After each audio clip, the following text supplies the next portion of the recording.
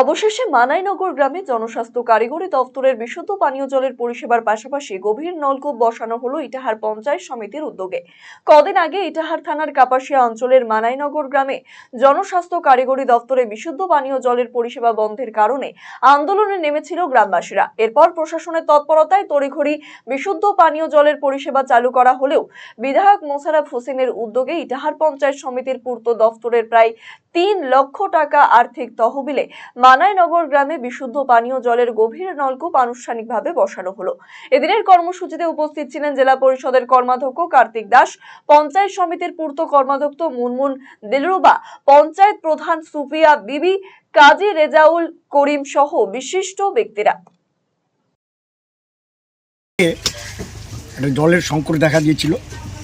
Chandanpur PHE থেকে জলটা আসে, সেই জলটা পর্যাপ্ত পরিমাণে আসে না বিভিন্ন জায়গায়। আর একদম খরার সময় তো জল না পাওয়াতে মানুষ কিছুটা পথ অবরোধ করেছিল মায়ানগরে। আমাদের বিধায়কের উদ্যোগে এবং বিডিও সাহেবের সহযোগিতা এবং আমাদের পূর্ত কর্মাধ্যক্ষ স্বামী রেজাউল করিমের কোঠার থেকে মায়ানগরে একটা পানীয় জলের ব্যবস্থা করা হচ্ছে। এখানটা আশা করি এটা বসলে পরে যে জায়গাটায় জল আসছিল না কিছুটা হলেও জলের সমস্যার সমাধান হবে।